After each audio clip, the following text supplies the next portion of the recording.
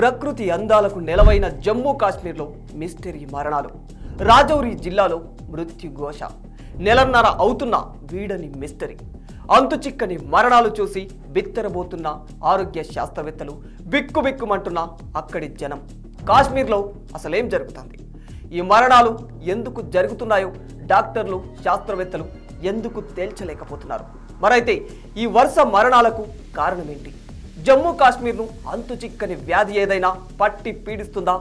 ఇంతకీ అమాయక ప్రజల ప్రాణాలు పొట్టన పెట్టుకునేది ఎవరు?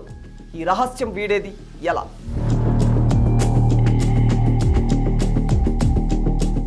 అసలు కాశ్మీర్ అంటేనే దాల్ సరస్సు సోయగం. కాశ్మీర్ అంటేనే హిమాలయ పర్వతాల అందం. నిండా మంచు దుప్పటిని కప్పుకొని ఉండే హిమాలయాల సొగసు, ఎంత చూసినా తీరని ప్రకృతి రమణీయత. అలాంటి కాశ్మీర్ కొండల్లో మిస్టరీ మరణాలు అక్కడి ప్రజలను కంటి మీద కునుకు లేకుండా చేస్తున్నాయి. ఇక్కడి రాజౌరి జిల్లా బుదాల్ గ్రామంలో నెలన్నర వ్యవధిలో 15 మంది అనుమానాస్పద స్థితిలో మరణించారు. మరో బాలుడి పరిస్థితి కూడా ఇంకా విషమంగానే ఉంది. అయితే వీరందరిలో కనిపించే కామన్ లక్షణాలు ఏంటంటే అధిక జ్వరం, వాంతులు, తీవ్రంగా చెమటలు పట్టడం, స్పృహ కోల్పోవడం. మృతి చెందిన వారిలో కూడా ఎక్కువ మంది చిన్నారులే ఉన్నారు. మరి వీరంతా ఎందుకు మరణిస్తున్నారు? వారిని ఇంతగా పట్టి పీడిస్తున్న వ్యాధి ఏంటి అని అక్కడి ప్రభుత్వం 11 సభ్యులతో ఒక ప్రత్యేక బృందాన్ని. కోవిడ్ ప్రపంచాన్ని గడగడలాడించిన తర్వాత ఎన్నో రకాల వ్యాధులు పట్టి పీడిస్తున్నాయి. తాజాగా చైనాలో HMPVపై కూడా జోరుగా వార్తలు వస్తూనే ఉన్నాయి. ఈ క్రమంలో జమ్మూ కాశ్మీర్లో వింత మరణాలు దేశాన్ని భయభ్రాంతులకు గురిచేస్తున్నాయి. అయితే ఓవైపు ఇది మంచు విపరీతంగా కురిసే కాలం కాబట్టి రాజౌరిలో వరుస మరణాలకు ఏదైనా వైరస్ దాడి కారణమా అనే అనుమానాలు కూడా వ్యక్తమవుతున్నాయి. ఉష్ణోగ్రతలు బాగా పడిపోతున్న నేపథ్యంలో బ్యాక్టీరియా కానీ, సాంక్రమిక వ్యాధులు కానీ సోకాయా అని కూడా అక్కడి ప్రజలు, ప్రభుత్వాలు అంతా అనుమానిస్తున్నారు. కానీ ఇవేవీ కారణం కాదని తేలింది. ఆ విషయంపై ఓ క్లారిటీ కోసం బాధితుల నుంచి రక్త నమూనాలను సేకరించి దేశవ్యాప్తంగా ఉన్న అత్యున్నత ల్యాబ్లకు పంపించింది జమ్మూ కాశ్మీర్ ప్రభుత్వం.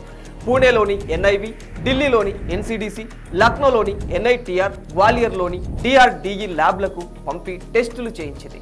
ఈ మరణాలకు వైరస్ కానీ, బ్యాక్టీరియా కానీ కారణం కాదని ల్యాబ్లు వెల్లడించాయి. అయితే IITR మాత్రం ఆ నమూనాల్లో విషపూరితమైన పదార్థాలు ఉన్నాయని తేల్చి చెప్పేసింది. అంటే ఇక్కడ చనిపోయేవారు ఎవరు కూడా ఏ వ్యాధి వల్ల చనిపోవట్లేదని స్పష్టంగా తెలుస్తుంది. మరైతే వీరంతా కేవలం విషపూరిత పదార్థాల వల్లనే చనిపోతున్నారనుకోవాలా? కాసేపు అలాగే అనుకుందాం. అలా అయితే వారి శరీరాల్లోకి ఆ విష పదార్థాలు ఎలా వెళ్ళాయి? ఇక్కడ ఆశ్చర్యకరమైన విషయం ఏమిటంటే మరణించిన వారంతా కూడా కేవలం 3 కుటుంబాలకు చెందినవారు.